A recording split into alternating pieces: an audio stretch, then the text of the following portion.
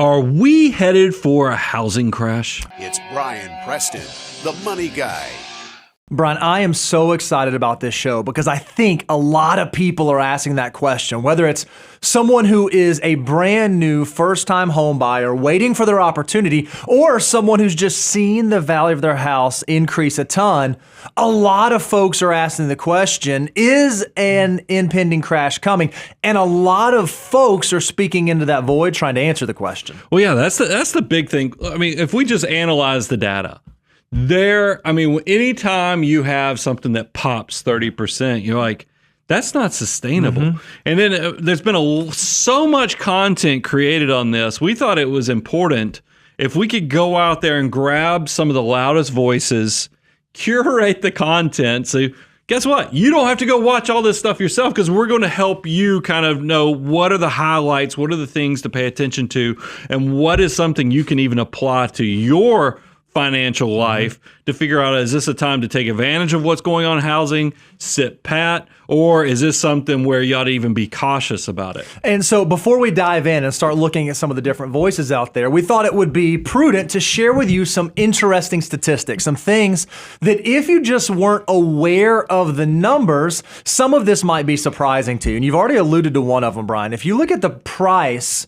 increase in homes since 2000, since the turn of the century, you can kind of see how it's been sort of like a steady rise, steady rise, steady rise. But then when you look at what's happened between 2020 and now, the increase in the value of home prices on average across this country has been astronomical. I mean, that visual right there, for those that are listening on podcast form, it's a hockey stick. Mm-hmm. I mean, that's amazing to see a 36.5% just pop in such a short period of time.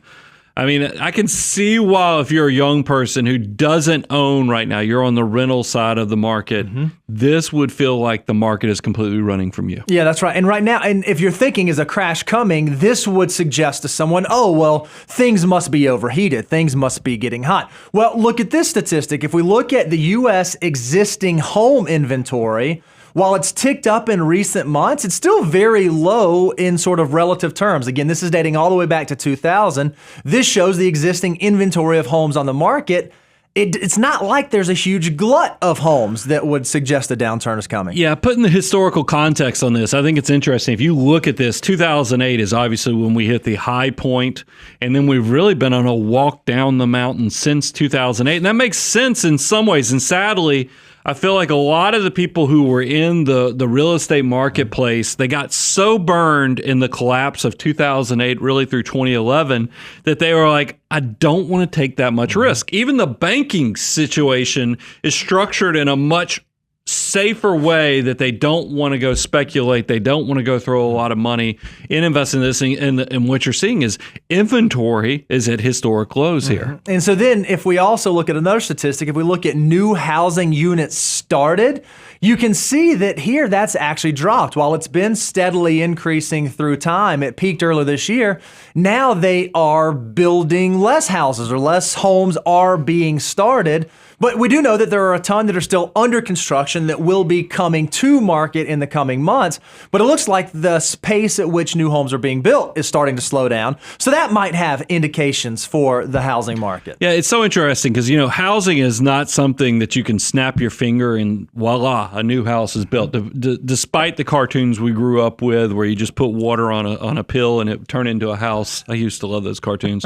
But you can see there's actually a lead time here. I mean, you can see the peak on this was around 2006 to 7, and that makes sense because it takes 6 to 8 months to build a house, and we have just never recovered. We were making progress from 2008 all the way through 2020, but once again, when the pandemic of 2020 started, this thing fell off a cliff. Now, we've been in recovery mode, but we're still well below some of the peaks that we've had in the past. And then the other statistic you might want to keep an eye on if you're thinking about the housing market in general is the price of lumber futures. You can see that it's come down now. We obviously know that through the COVID downturn and then coming out of 2020 and 2021, lumber prices shot through the roof and they settled down and they went back up earlier this year. Well, now they have settled back down. So if you're someone out there thinking about housing, living in a house, curious what's going on in the housing market, One of the things you have to be figuring out is, what does all this mean? How do I tie all this together? How do I figure out what's going on in the housing market? And frankly,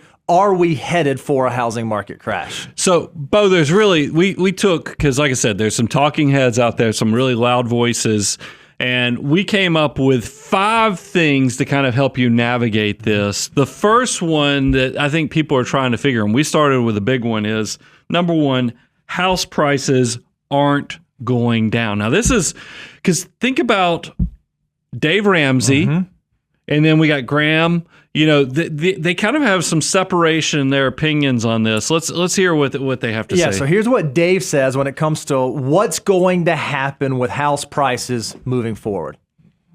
House prices are going to go up every year for the next 5 years. If you're ready to buy, you're in good shape financially, you need to buy now. Don't wait on house prices to go down. They're not going down. What goes up must go down. No, it doesn't. So this is, look, we have a lot of young employees here at the firm. Yep. And they've given themselves a name of Team Crash. Sure. That they are waiting for the market to collapse so they get their ability to buy in. Dave is kind of crushing all those hopes and dreams by saying, look, if you think that this market's going to collapse upon itself and you're going to get the pricing you could have gotten in 2018, 2019, he's saying it's not going to happen. And he's saying they are not going to come down, and he's pretty emphatic about that. But he's not the only voice out there. For those of you who aren't familiar with Graham Stephan, he's a popular YouTuber out there, does a lot in the real estate space, is a real estate investor, formerly a real estate agent. He has some thoughts on what's going to happen with the prices of housing moving forward. Check out what he has to say. First, we should talk about what most people want to know, and that would be when the housing market is going to come crashing down. And as a buyer who's actively scouring the market myself, the honest answer is it depends where you're looking. With real estate, it's difficult to place a one-size-fits-all approach across everything, and some markets have even begun to see a net decline. Okay, so Dave said that housing prices will not decline, and Graham says, well, it kind of depends on where you are. Location matters. So if I'm out there, I'm in the audience, I'm a listener, and I'm trying to figure out, are house prices going to go down? What's the answer? Which one is right? And what's sort of the money guy take on what's likely to happen with house prices? Well, Dave, if we were sitting down with Dave, I'd say, Dave, I need you to give me a little more clarification. Are you saying all markets are going to be the same, or are you more nuanced, kind of like where Graham is, where location is going to have an impact? And the reason I would ask that question is that I have knowledge of what I've even experienced. Because think about this, guys. In 2000, I bought my second house in 2003 in South Atlanta. Nice home. I've shown pictures of it in the past. I watched that house go from being worth $550,000 to $225,000 over the course of less than 2 years. Yeah, it was less than 2 years. I mean, this thing fell off a cliff in the downturn. Meanwhile, we were checking out this Nashville area in the 2010, 2011 period, starting to do some due diligence and research. And I can tell you this area, even in the darkest of times of that 2008 to 2011 collapse, really lost 10 to 15% at the most. Very different than it what we was saw. not a 50+% collapse like South Atlanta was. So I can't help but think that if there were going to be some fluctuation in pricing, it's going to be kind of where Graham was going, where location will be a driving factor there. So if you're in one of those situations where you're trying to make a housing decision, you have to kind of do some assessment on the area in which you live. Are you living in an area where a lot of people are moving to, where demand is still high? If that's the case, there's a really good chance that housing prices might not decrease. But if you live in a different area where maybe the demand isn't there and we see economic softness, perhaps, and it sounds like Graham is saying we're already seeing this, home prices come down. So you have to kind of look specifically at where you are and where you're looking to purchase to know the answer to that question. Yeah, if you said it, I'll just say it in a spiffy way. We're in a hot market here in the Nashville area. Yep. A lot of people are trying to migrate into this area. So housing prices, even for Team Crash, I kind of agree with Dave on that. They're not going to collapse. Now, if I was still living in South Atlanta, I might be a little more strategic with trying to play that market a little differently. So then that naturally leads to the second question. If housing prices don't decline and they're going to continue to increase, Will the rate at which home prices increase slow down? Meaning, is this whole 35% over the past couple of years going to be something that maintains, that something that stays, or will we see that slow down? Let's see what Graham has to say about that.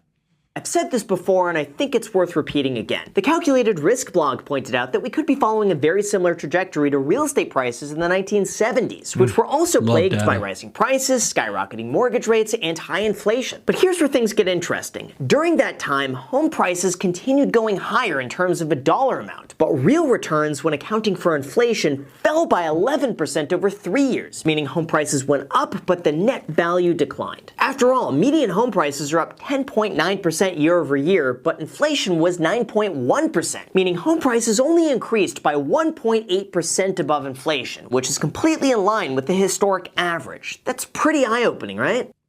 So what he's saying is that home prices in the 1970s, even though they were getting higher, they were just barely keeping up with inflation. So in terms of real increases, they weren't increasing a ton. They were increasing by about 1% per year on average, even though the nominal price was going up. And he's saying, a lot of the stuff we're seeing right now, that could also be the case. Home prices may not outpace inflation moving forward if we're moving into a super high inflationary environment. Well, thank goodness. I mean, think about it. Markets went up 36% in less than 2 years. That's not sustainable. So I think it is very reasonable to expect, yes, houses will still continue to go up, but they're going to be at a much more moderate pace, maybe even less than where inflation. That's what Graham was saying. What does Dave have to say about this? And so what happened was we came out of the pandemic quarantine and the economic suppression. People were trapped in their homes. They decided they didn't like them and they needed to go buy a new home. And so we saw this unprecedented spike. In 2021, it continued, but not as much,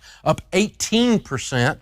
We're projected not 29 or 18 in 2022. We're projected to be 8% this year.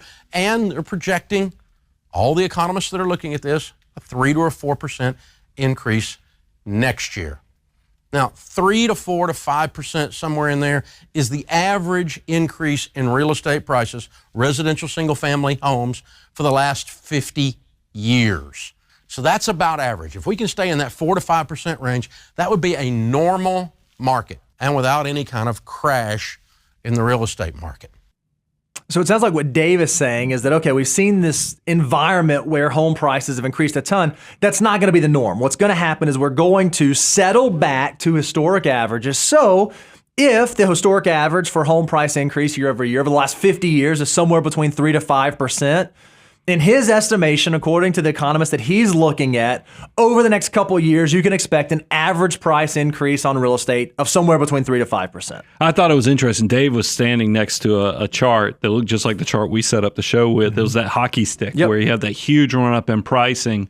And our take on this is look, I think you have to kind of separate the different types of real estate. If this is a use asset type real estate, meaning it's your personal residence, that's going to have one set of criteria, or one way you can look at how to move forward.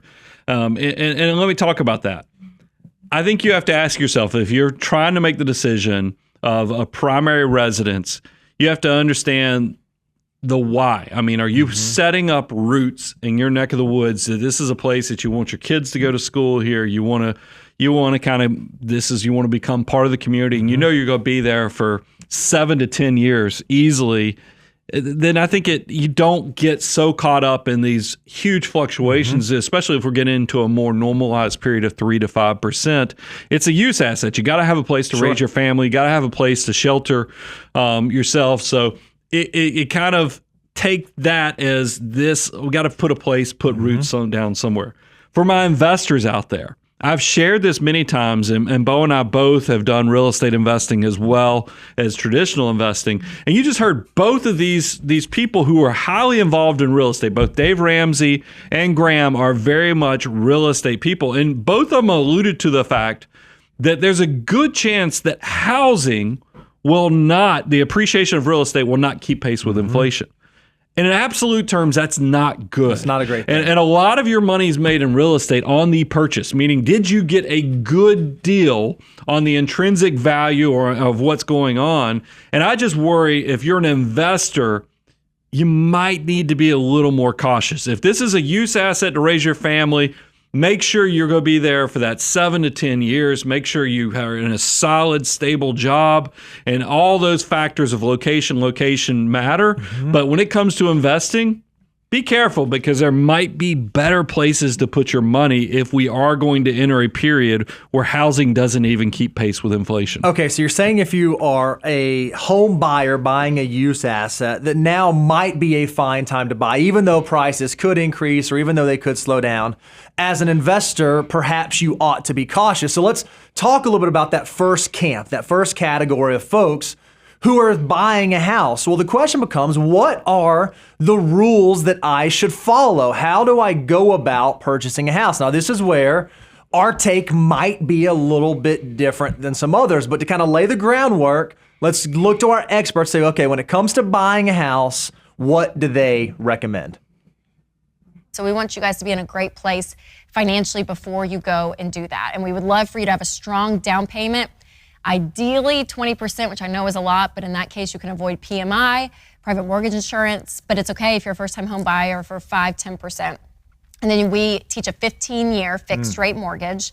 That fixed rate is really, really important. And again, 15 years, because we want you to pay off your mortgage as quickly as possible. And then making sure your payment is no more than 25% of your take-home pay. So, Bo, this is a seismic shift. Look, we got Rachel there, we got George, and we of course have Dave Ramsey. So This is all Ramsey Solutions, and they had their town hall on real estate.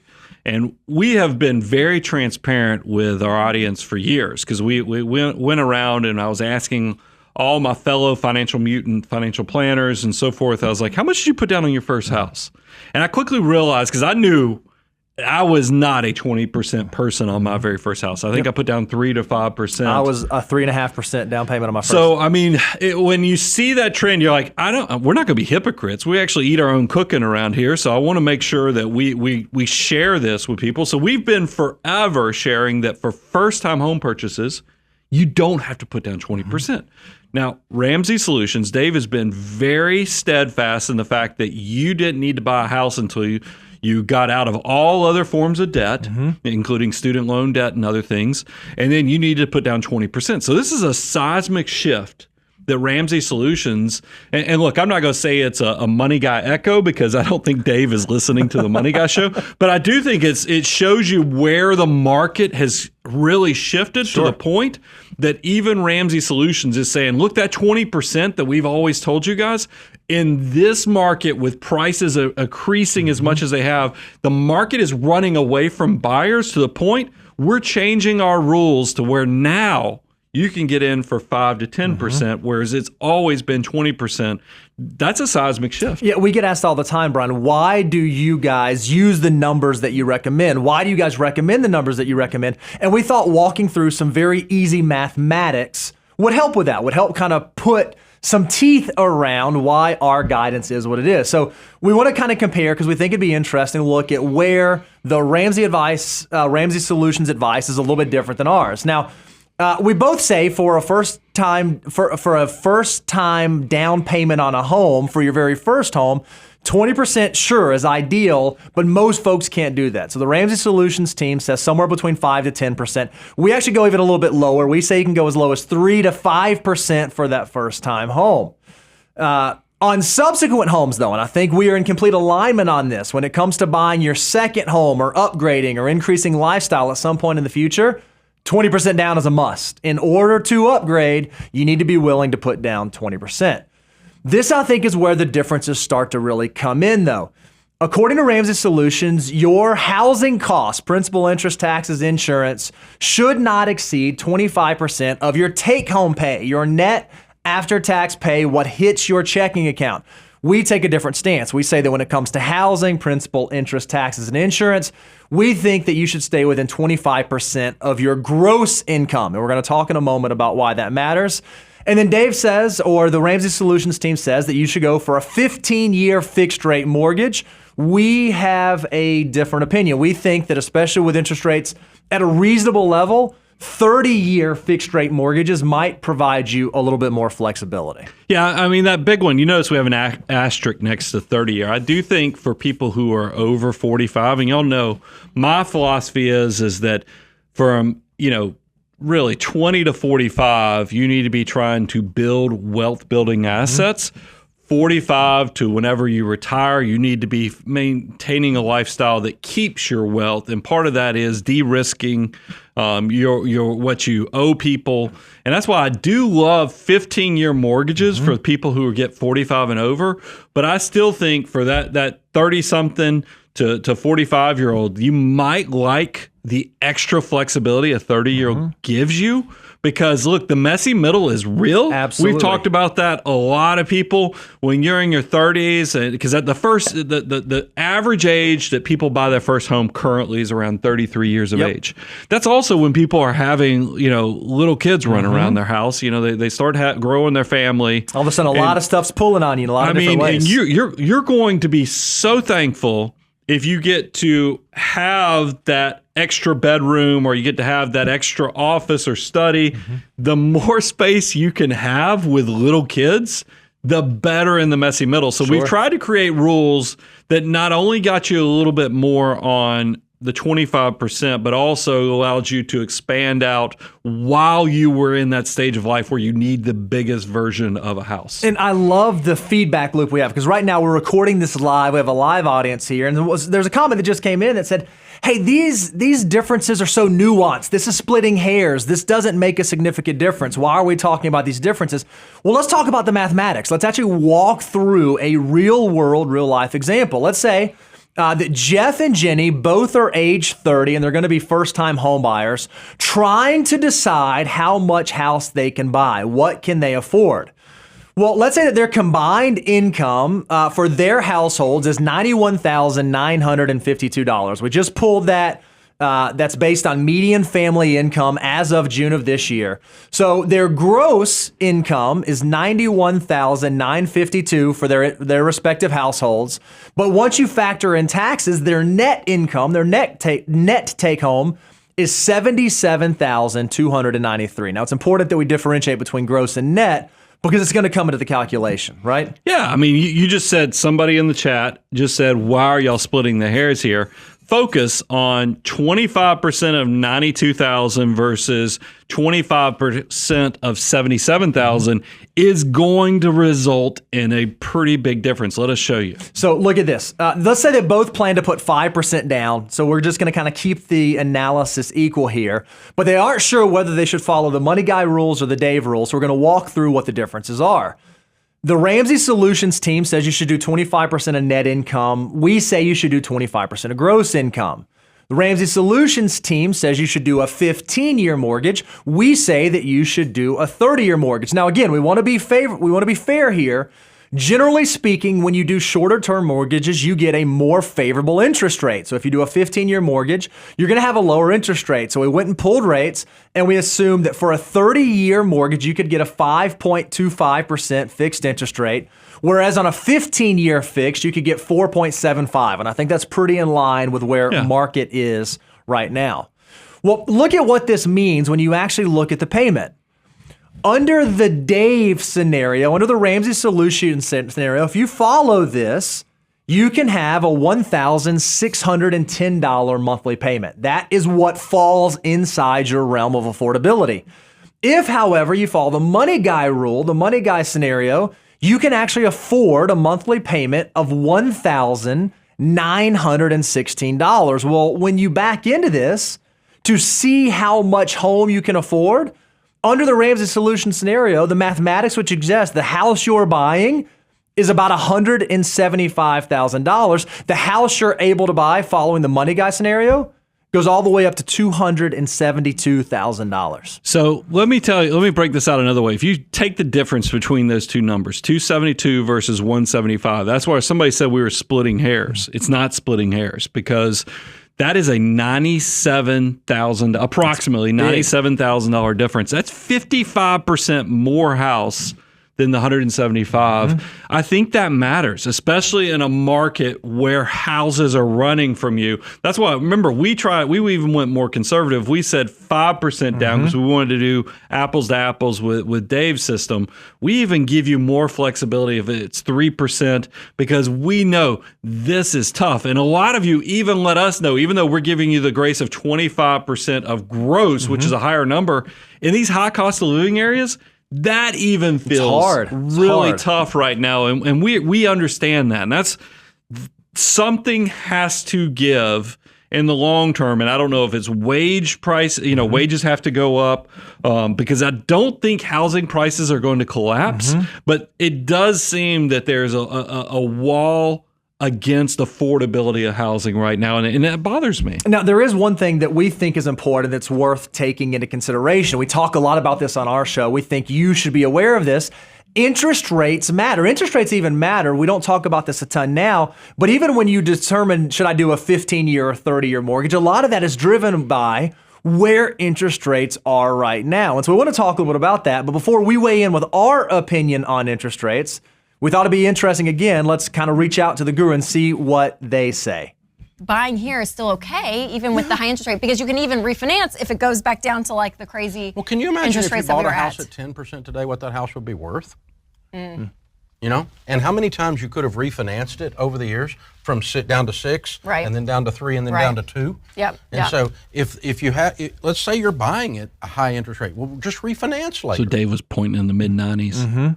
He's saying, hey, if you would have bought a house back here in the mid-90s, even when interest rates are 10%, think about what it would be worth. Think about, and by the way, you could have refied all the way down as rates were dropping. So interest rates don't matter as much. Just go ahead and buy a house, and you're going to have opportunities in the future likely to get a lower interest rate.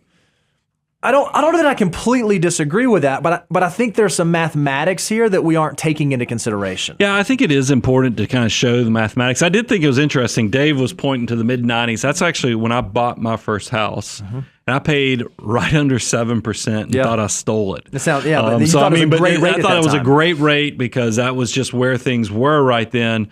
And there were opportunities to refinance. But I think it's just so important for everybody to understand that not only did we have the hockey stick of valuations, and this is when I was interviewing the Team Crash, all our young employees, and they said, yeah, it's not just the home prices that's frustrating. It's the interest rates, because the interest rates do have such a huge impact. But show them the math of why we say interest rates might even be more frustrating on affordability, because it just shows you what the lending costs is through the roof now. Yeah, let's look at two scenarios. Let's assume that you have two houses and you're going to equalize the monthly payments, right? You know that you can afford $1,500 a month. You've run through the analysis, you've run through the scenario, you can do $1,500 a month. Let's assume that you're going to follow the money guy rules. You're going to go out and get a 30-year fixed rate mortgage. One house has a 6% interest rate, or one economic environment has a 6% mortgage rate. The other has a 2.5%. Well, when you actually run through the full amortization schedule, you do your time value of money calculation, with a 6% interest rate and a $1,500 a month outflow, you can afford a mortgage of about $251,000. With a 2.5% interest rate at the exact same monthly outflow of $1,500, that's now a $380,000 mortgage. So our young people right now are saying, man, house prices are increasing. I hear Dave saying, hey, so what if interest rates are high? Just go ahead and buy.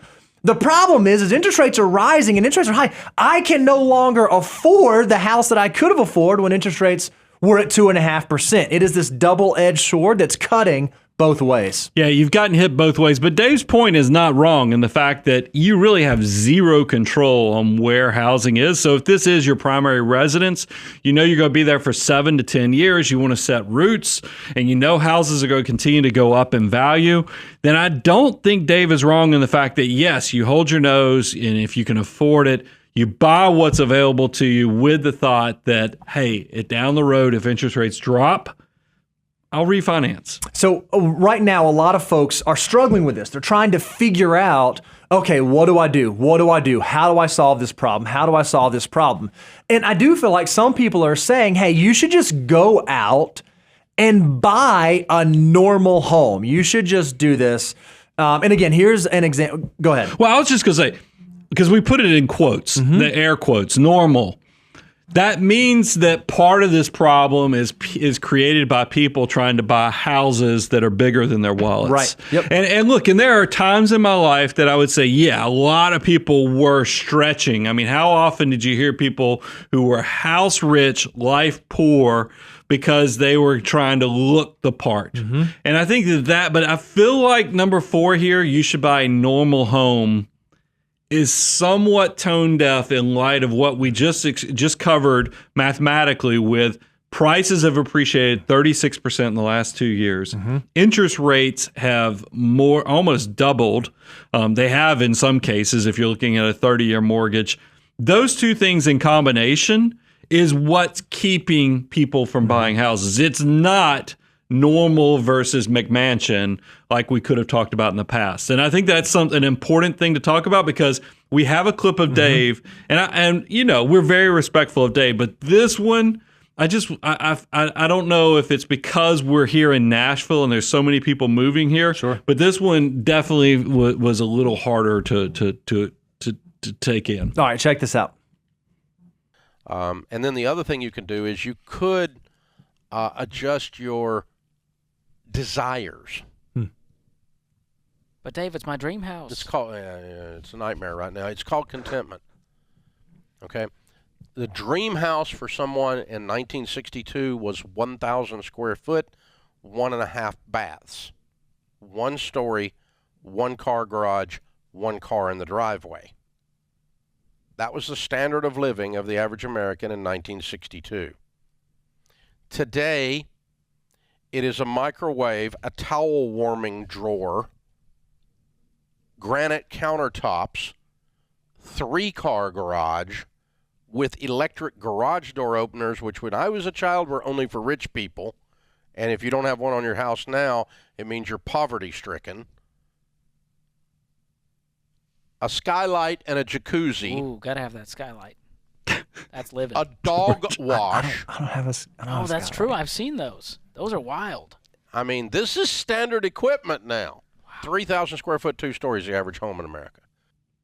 So I don't disagree with Dave. If someone has unrealistic expectations, they're trying to buy too nice of a home and they're trying to have too many upgrades, that is a real problem. And I think in that scenario, that case, his advice holds. However, at least for the young folks that I'm talking to and the folks who I'm interacting with that are relocating and trying to buy homes, they're not trying to find the towel warmers. They're just trying to get into a house. They're just trying to get into their first home. So I don't know that that's completely hitting what the average young person is facing right now in this real estate market. By the way, it's worse than, because we even have the numbers. I mean, I thought this is, because we always try to break it down for you guys and really point out. And that's why we don't completely have all the solutions either. Sure. It's because let's show you the numbers here. We actually pulled this up from, what was it? Century 21. And we said, hey, looking at the MLS system, houses for sale at price points. We already calculated Dave's system for buying your first house using the median income of people in the United States and then figuring out what their take-home pay is that a purchase price of around $175,000, that's only 13% of the market.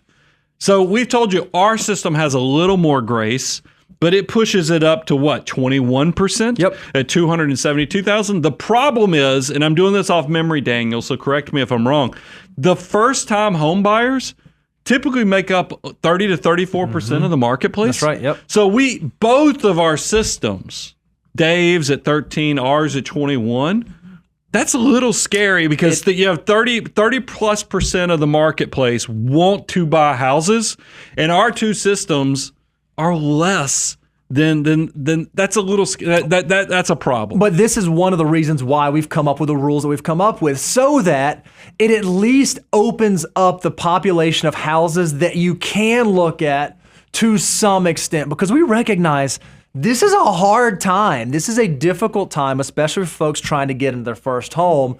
So I don't know that the old solutions of, just change this preference or just change this behavior necessarily stick. Because another thing that we hear, another thing that you'll hear a lot of folks say is, hey, it's okay if you can't afford to live somewhere. It is just fine if you are not at the place right now that you can afford that place or that thing. That's okay. And here's a clip of Dave and the Ramsey Solutions team kind of sharing this exact sentiment.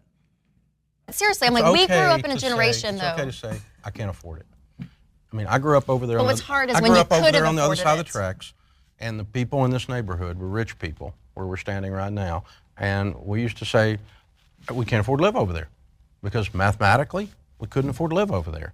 And so we had to do something different from our life, with our life, if we wanted to live over there. It wasn't because we couldn't move over there, they didn't get to pick those houses up and move them over to us. It didn't work that way. Right. And so there's a reality to, I can't afford it. But the problem is, once you test drove a Bentley, a Chevy's hard to buy.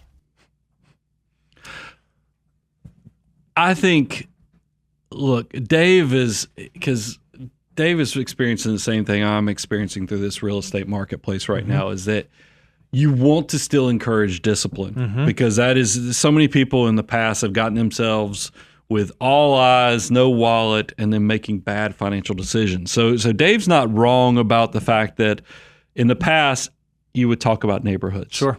And maybe you just weren't ready to live in that neighborhood. But And we grew up in communities like that. There were the nice neighborhoods and there were the affordable neighborhoods. And that if you couldn't live in one, that was okay. You aspired to hopefully move a mile down the road and get to live in the nicer neighborhood one day. What I am troubled by is that it's not just neighborhoods, it's entire communities. We live here in the suburbs of Nashville. There's the migration patterns is everybody's trying to move here. And it's caused the housing prices to skyrocket. And that's scary, because here's what I want to be very clear with you. Location matters. I mean, because I want you to learn from my mistakes. Why did I live in South Atlanta? My first job when I bought my first house was at an accounting firm in Atlanta. And I couldn't afford, or I didn't perceive. I guess I could have afforded, but I got not. more house moving to South Atlanta, and I was like, man, I get to buy this beautiful, nice house. It was kind of those things that Dave alluded to earlier. So I gave myself a 35 to 45 minute commute into Atlanta because I could get more house. And guess what? A lot more wisdom, a little more age and experience under my belt internally and digested. I can tell you, location matters, because this community here in Nashville has so much more opportunity than I had in South Atlanta, with content creation, with people we have access to, with other fellow creative types. So there's a good chance the expensive places are also going to be where your best opportunities lie. And that makes it a difficult decision. And it's not only for opportunity, it's also for happiness, Bo. I think it's so interesting. We have, again, young folks that we hire to come work either on the Money Guy Show or at the firm Abound Wealth, and they'll relocate. Man, I'm looking at houses and I'm following the rules, and I can buy a house, but I have to buy a house 2 counties over, and that's going to give me a commute of an hour to get to work. And we say, have you really thought through this? We want you to be a homeowner. We want you to be on that side of the equation. But perhaps it's better, and this is a hot take, cold take, old take, boomer take, I don't know. Perhaps it's better to rent close than own far away, because there have been statistics that come out. Look at this. Workers with longer commutes are, and this is driven by data, 21% more likely to be obese, 33% more likely to suffer from depression, and 40% more likely to have financial worries. And you said you kind of lived this firsthand, living in South Atlanta, commuting into Atlanta. I know that this housing market is tough, but I don't know that the solution of, just go far enough out until you can find something that you can buy is necessarily the best advice. I think it used to be different when it was, hey, go to the neighborhood across town. It's a whole different thing now where you're telling people to go into completely different zip codes to be able to get into a home. Well, I think it's balance. I mean, there's a good chance that maybe you are going to have to live down the road, but you have to go into that with your eyes completely open and balance out what are the positives Do you get a better school system for your family? Do you get the ability to now have a house that does well, but going into it, the longer that commute is, the more negative things that could come my way. So you have to balance it. Now, Bo, we just went through the 5 things about real estate. Sure. And a lot of it was scary. Yeah. Just straight up. But I don't like to close shows with negative stuff because that's not our voice. That's not how we do things here at the Money Guy Show. I want to tell you there's actually some good news out there. Is that we've actually been looking at the real estate marketplace, and we've, when you get that hockey stick of the prices going up 36% over 2 years, you don't get that through rational thought. A lot of people were having to buy houses sight unseen, a lot of times buying it, over the phone or after they looked at it on the internet. You weren't even seeing the houses in person. You weren't able to do normal due diligence where you could do appraisals, you could go get it inspected, you can even take a weekend to talk about with your loved ones. That seems to have subsided. The other thing I think that's really helpful, in addition to just like the craziness, the fervor slowing down, is that a lot of people are suffering in this right now. It's not like you are the only person that cannot get in a home right now. You listener watching this, wringing your hands. And so I think all you can do is look at the circumstances around you and make the best possible decision with the best possible information that you have. Understand your location. If you live somewhere, and I won't use Nashville as an example because we do it a lot, but if you're like in the Bay Area, there's some unique stuff about that and some unique stuff about that housing market. And you may determine, you've had people tell you this before, Brian, hey, when I'm living in that high cost of living area, I'm just going to be a renter. And then later on, if I change jobs or move or go somewhere else or save to the point to where I can be a buyer, I want to make sure I buy and I own property in a place where there are career opportunities. There are really good schools. There is really good quality of life. If you can make your real estate decisions based on that and less based on price, odds are you're setting yourself up for success. And it brings it full circle back to, I love now you at least get to go back to normal due diligence. Sure. You get to now, say, I want to go do a home inspection. Hey, I would like to have the weekend to really kind of digest this, come look at the house maybe 2, if not even 3 times, to and then ensure that the appraisal comes in at a place, and I'm not going to backstop anything that the appraisal doesn't provide. That stuff has all come back into the marketplace. That's good. And this is going to normalize. And if we are in a hot market, which it sounds like we are in most parts of the country, make sure you know your timeline. It is okay. Again, this is a hot take. It's okay to overpay for a home you're going to be in for a long time, 5 to 7 years at least, because odds are the market will account for that. If you overpay for a house that you're going to have to get out of in 12, 24, 36 months, there's no guarantee that's going to work out for you. We've seen a lot of people get trapped in those kinds of situations. A lot of that is what we saw come manifest in 2008, 2009. So make sure you know your timeline and you understand what true affordability is. I think a lot of people right now are trying to talk themselves into, oh, well, this market is unique. I can bend this rule, or I can break this rule, or this doesn't matter anymore. Be careful if you find yourself starting to reason and rationalize that, because this too shall pass. Don't be someone who gets yourself in a bad situation because you tried to stretch to make things work that should not have worked. So we covered a lot of ground. We talked about the emotional side. We talked about the analytics and actually doing the math of what affordability of housing looks like. Guys, just make sure you understand the ultimate why for this house, and you try to navigate it as well as possible, because we're trying to load you up, go beyond common sense. That is the abundance cycle, where you can learn, apply, and grow and become the best version of yourself financially. Go check it out, moneyguy.com. If you want free deliverables, we've got those at moneyguy.com/resources. And if you want to accelerate your success, go check out some of our tools as well as our courses at learn.moneyguy.com. I'm your host, Brian Preston, Mr. Bo Hansen, Money Guy team, out.